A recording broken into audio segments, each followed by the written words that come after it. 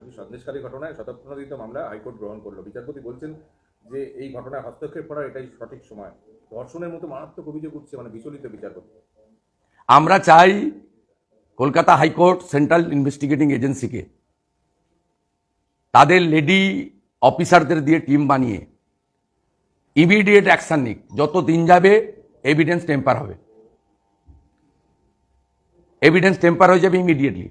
আর otherwise within short period জাতীয় মহিলা commission বা এনএইচআরসিকে দিয়ে ফ্যাক্ট ফাইন্ডিং করে সরাসরি সিবিআইকে কোর্ট মনিটরিংয়ে দিয়ে দেওয়া হোক।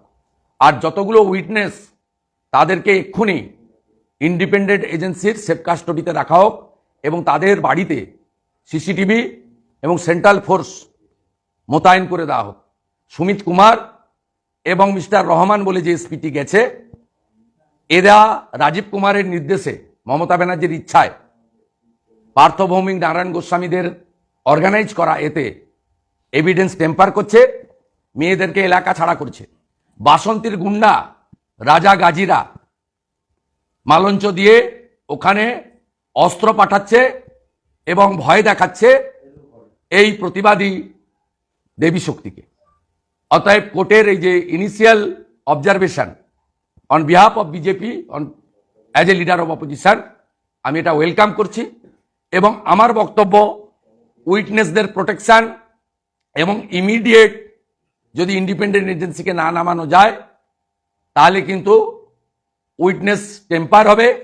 এবং মমতা ব্যানার্জির যে চিরাচরিত একটা প্র্যাকটিস আছে, পুলিশকে পাঠিয়ে বলা 10,000 টাকার একটা চাকরি দিচ্ছি আর কত টাকা লাগবে বল, মুখটা বন্ধ রাখা। ভয় দেখিয়ে এই ফিলার পাঠানো শুরু করে দিয়েছে অলরেডি, গ্রাউন্ড থেকে খবর আসছে। এবং তিনি 18 তারিখ অব্দি 144 রেখে মূলত বিজেপিকে আটকে রাখতে চাইছেন, যাতে আমরা ওই মহিলাদের কন্ট্যাক্টে না চলে যেতে পারি, তাদের প্রোটেকশন দিতে না পারি। আর একটা বলছে যে পুলিশের ভূমিকা নিয়ে প্রশ্ন উঠছে তারাই তদন্ত করছে, এটাই প্রশ্ন করছেন। আরে ওখানে একটা জিডি করা যেত না, বলতো শাহজাহানের কাছে যাও না। আমাদের অভিজ্ঞতার কথা না, আমরা দায়িত্ব নিয়ে বলছি। এবং সেখানে লোকজনও বলছে, ছোট্ট শিশুর ছবি ভাইরাল হয়েছে দেখেছেন, সে বলল 1 মাস পরে ঘেরিতে লোনা জলটা পাঠাও, ধানটা তুলে নি। ঠিক দারুণ, ওকে তো কেউ শিখিয়ে দেয়নি। দেখেই বোঝা যাচ্ছিল, রিক দাস না কি নাম, আমি বলতে চাই না, তারা কি বলছে, আমার দাদুর দোকানটা ভেঙে লালটু দাস, শাহজাহান এরা প্যাসেঞ্জার সেট করে দিয়েছে। কি ভয়ঙ্কর অবস্থা! ঠিক সেম ফলতাতে চলছে, সেম, একেবারে একদম সেম। জাহাঙ্গীরকে হুঁশিয়ারি দিচ্ছি, তোমার অবস্থা শাহজাহানের থেকেও খারাপ হবে, অপেক্ষা করো, বেশি দিন না, ডেজ আর নাম্বার। মিস্টার সৌরভ, আপনি বললেন যে সিরিয়াল বাজেট প্রভিশনে কোনো টাকা, হ্যাঁ, এই তো বাজেট বইটা নিয়ে যান, নিয়ে যান বাজেট বইটা। এই প্রশ্নটা অর্থমন্ত্রীকে করা হয়েছিল যে 5 লাখ যে চাকরির কথা বলা হচ্ছে, এটাকে উনি দাবি করেন যে এটা বাজেটে টাকা রাখা হয়েছে। না, কোথায় দেখান, পৃষ্ঠা নম্বর দেখান, পৃষ্ঠা নম্বর দেখান। আমি তো 22-এর আগে বলিনি। উনি জবাবি ভাষণে যদি প্রভিশনিং করে দিতেন আমি বলতাম না। আপনার বাজেট পাস হয়েছে কত তারিখে? সরি, শনিবার দিন, 10 তারিখ পাস হয়েছে। 10 তারিখে উনি তো রিপ্লাইতে প্রভিশনিং রাখেননি। আমি তো বাজেট পেশের দিনে অনেক কথা বলেছি, আমি বলিনি? আমি আমার স্পিচে বলেছি। আপনি কর্মশ্রী এবং 5 লক্ষ চাকরিতে কোনো টাকা রাখেননি, শুধু নির্বাচন করবেন বলে ঢপবাজি।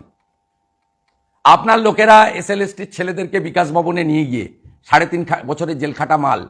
আর আপনার শিক্ষামন্ত্রী, ওরাই বলেছে, আমি বলিনি, 1 ফেব্রুয়ারির মধ্যে নিয়োগ হবে। আপনি 19 সালে ভোটের সময় মাইক ধরে বলে এসেছিলেন। আপনি 21-এর ভোটে সব আগে বলেছিলেন ডবল ডবল চাকরি। ডবল ডবল চাকরি কে পেয়েছে? আলাপন ব্যানার্জি পেয়েছে, 5টা চাকরি পেয়েছে। হরিকৃষ্ণ দ্বিবেদী 2টো চাকরি পেয়েছে, আরো একটা পাবে হিটকো। ববি হাকিমের চাকরি গেল বলে আমি বলছি, শুনে রাখুন। ডবল চাকরি কে পেয়েছে? বাসুদেব ব্যানার্জি। ডবল চাকরি কে পেয়েছে? নবীন প্রকাশ। ডবল চাকরি কে পেয়েছে? মনোজ মালব্য। ডবল চাকরি কে পেয়েছে? বীরেন্দ্র। ডবল চাকরি কে পেয়েছে? আডি মিনা। আপনাকে চুরি করতে আর গণতন্ত্র ধ্বংস করতে যে যে আধিকারিকরা সাহায্য করেছে তাদেরকে আপনি করেছেন। আপনি হাতি পুষছেন, doctor Amit Mitra. Government guest house, গাড়ি, চিফ মিনিস্টার অ্যাডভাইসার, ক্যাবিনেট মন্ত্রীর সমান অর্থনৈতিক প্রোটেকশন কি কাজে দেয়? কি কাজে দেয়, কতগুলো লাগে আপনার? ডবল চাকরি কার? প্রদীপ মজুমদারের। হর্টিকালচার কর্পোরেশনে 22 টাকার আম গাছ 75 টাকা করে বেচেছে মানরেগায়, 45 টাকার নারকেল গাছ 250 টাকা করে বেচেছে না মানরেগাতে। তৃণমূলের যত এমপি আছে সবার এমপি ল্যাট অ্যাগ্রো কর্পোরেশন থেকে হয়, এক্সচেঞ্জ অফ 15%।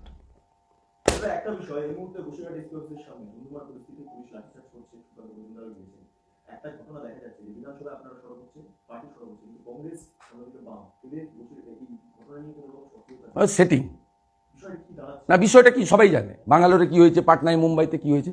একমাত্র নো সেটিং অপোজিশন বিজেপি লড়ে, পার্টিও লড়ছে, আমরাও লড়ছি, সবাই লড়ছে, নিচের তলার কার্যকর্তাও লড়ছে, উপরতলার নেতারাও লড়ছে, কেউ ঘরে বসে নেই। আর এইভাবে লাঠিচার্জ যেটা করছে, এ করবেই। বিজেপিকে টার্গেট, বিজেপিকে টার্গেট, মমতা ব্যানার্জিকে খুশি করার জন্য এটা ওদের করতেই হবে। বিধানসভায় বিরোধী দলনেতাকে সাসপেন্ড করবে, রাজ্য সভাপতির মিছিলে লাঠি চালাবে, কণ্ঠরোধ করো, ভয় দেখাও। 7 জন বিজেপি মহিলা এমএলএকে একটা ওয়াশরুমের ব্যবস্থা করেনি, 5 ঘন্টা আটকে রেখেছে রাস্তার উপরে। অমানবিক সরকার, বর্বর সরকার। আর বিজেপি লড়ছে, মমতা ব্যানার্জি 3টে শব্দে ভয় পায়। বিজেপি শব্দে ভয় পায়, নরেন্দ্র মোদীজির নাম শুনলে ভয় পায়, আর অমিত শাহজিকে তার নাম, তার ছবি দেখলেই ভয় পায়। এই 3টে শব্দে পিসি এবং ভাইপো আতঙ্কে থাকে। আগামী 15 তারিখ আপনারা আবার যাবেন সন্দেশখালী। আমি আজকে কোর্টে মুভ করেছি এবং কোর্টে এখন হিয়ারিং চলছে। কোর্টের হস্তক্ষেপ চেয়েছি। কোর্ট যেমন বলবে তেমন হবে। কোর্ট যদি বলে 5 জনের ভিতরে যেতে, যাব। কোর্ট যদি বলেন পরে যেতে, তাও হবে।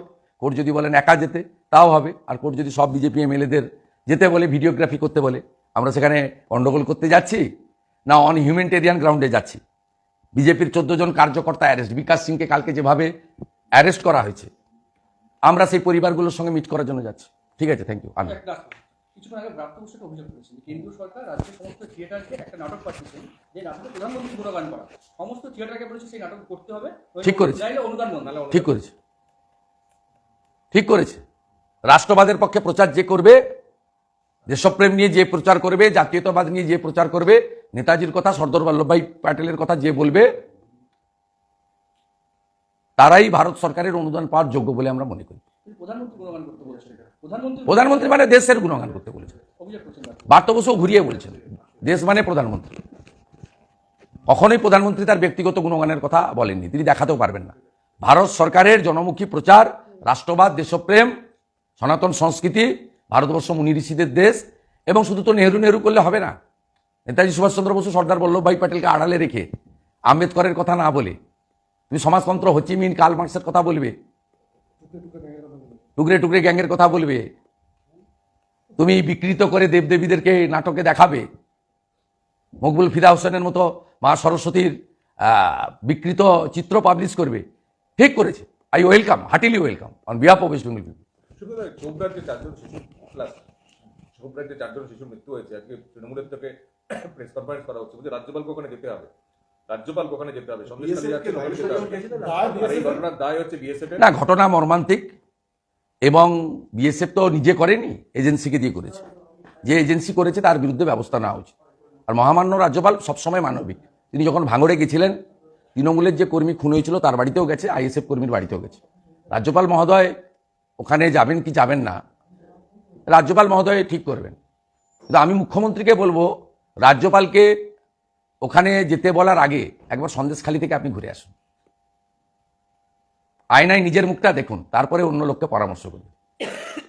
আর এই কৃষক আন্দোলন নিয়ে মমতা বন্দ্যোপাধ্যায় টুইট করেছেন যে যেভাবে লাঠিচার্জ হচ্ছে এটা অমানবিক। দিল্লিতে উনি মোদিজির বিরুদ্ধে যা পান খড়কুটো আটকে রাখতে পারছেন। আমার ওখানে তো মহেন্দ্রটি শেখায়েতকে দিয়ে ক্যাম্পেইন করিয়েছিলেন উনি নন্দীগ্রামে ওনার জেতার জন্য, লাভ হয়নি। আমি কিছু বলবো না। যারা বাংলা বাঙালি করে তারা পশ্চিমবঙ্গের রাজ্যসভার কোটা বাইরের রাজ্যে দিচ্ছে, দিল্লিতে দিচ্ছে, আসামে দিচ্ছে। আমি আপত্তি করব না। আমরা বলি না, আমরা বলি ভারত ভারত। এরাই বলে বাঙালি বাঙালি। এরা আগে গোয়াতে দিয়েছে, এখন রাজ্যসভায় পশ্চিমবঙ্গে 2 লোক 2জনকে পাঠাতে পারত তৃণমূল, তা না করে বাইরের রাজ্যে 2 দিয়ে দিয়েছে।